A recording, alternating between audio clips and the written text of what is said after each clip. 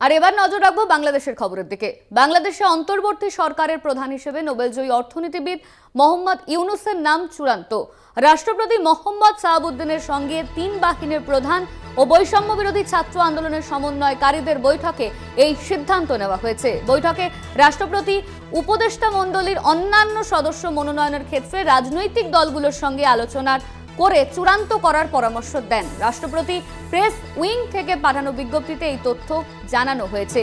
ইউনূসের নামেই শিলমোহর দেওয়া হলো। বাংলাদেশে অন্তর্বর্তী সরকার গঠনে তোড়জোড় শুরু।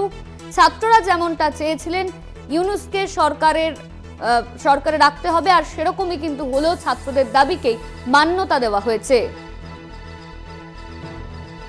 বাংলাদেশে অন্তর্বর্তী সরকারের প্রধান হিসেবে নোবেলজয়ী অর্থনীতিবিদ মোহাম্মদ ইউনূসের নামই চূড়ান্ত করা হয়েছে।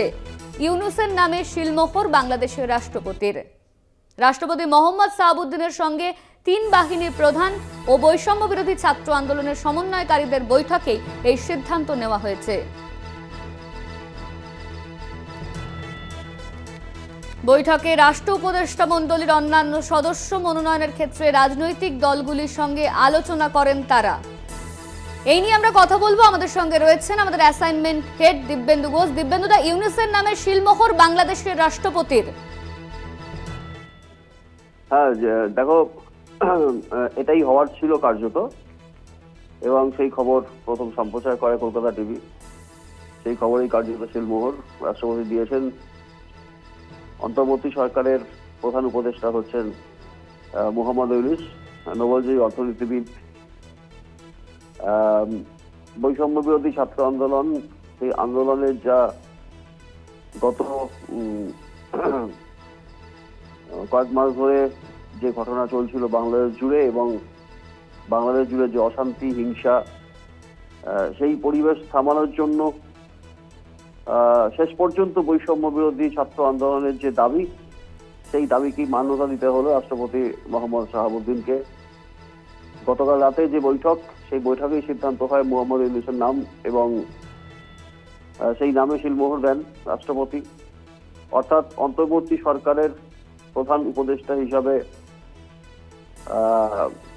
কাজ করবেন মোহাম্মদ ইউনূস, এবং এই সরকারের বাকি সদস্য কারা হবেন সেটা এখনো ঠিক হয়নি। তালিকা দিয়েছেন বৈষম্য বিরোধী ছাত্র আন্দোলনের সমন্বয়করা, যারা বঙ্গভবনে ছিলেন, যারা রাষ্ট্রপতির সঙ্গে আলোচনা করেছেন।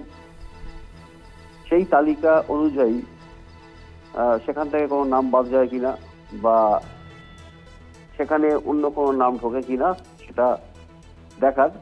তবে যেভাবে বৈষম্য বিরোধী ছাত্র আন্দোলনের পাশে এবং বৈষম্য বিরোধী দিব্যেন্দুদা, এই মুহূর্তে বাংলাদেশের যা পরিস্থিতি, অগ্নিগর্ভ পরিস্থিতি, এই পরিস্থিতি কি সামলাতে পারবেন এই মোহাম্মদ ইউনূস?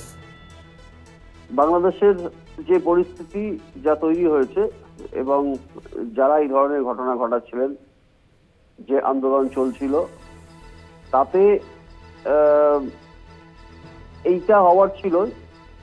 এবং এই যে আওয়ামী লীগ সরকার, সেই সরকারের পতন তারা চাইছিলেন।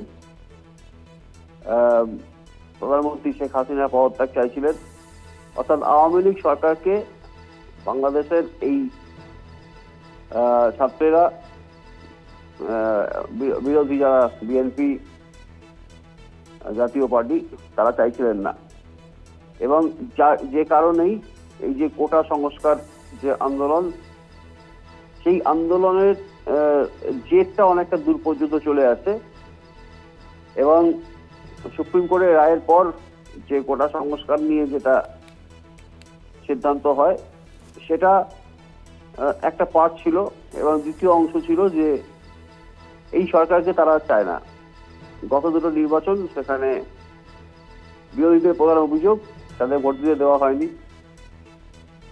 কার্যত ভোটে অংশগ্রহণ করতে দেওয়া হয়নি, এবং একতরফাভাবে ভোটে জিতেছেন শেখ হাসিনা।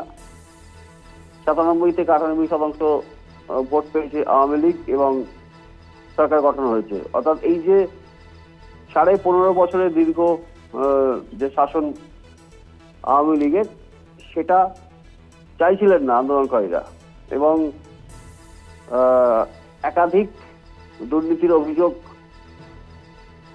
সরকারের বিরুদ্ধে স্বজন পোষণের অভিযোগ, এই সমস্ত অভিযোগগুলো মাথাচাড়া দিচ্ছিল এবং যে কারণে এই ছাত্র আন্দোলনের যে গোটা দেশ জুড়ে যে হিংসা দেখা গেছে তাতে এটা ঠিক যে এই আন্দোলন অনেকটা থামবে।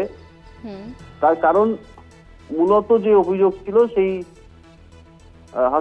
হাসিনা সরকারের পতন, সেটা কার্যত হয়েছে। এবার আস্তে আস্তে তাদের আন্দোলনের যে তাদের যে দাবি দেওয়া, সেই দাবি দেওয়া মানা হচ্ছে। সুতরাং বাংলাদেশ অনেকটা শান্ত হবে, স্বাভাবিকের পথে যাবে, সেটা কিন্তু আশা করা যায়। ধন্যবাদ তোমায় দিব্যেন্দু দা, আমাদের সঙ্গে ছিলেন আমাদের অ্যাসাইনমেন্ট হেড দিব্যেন্দু ঘোষ।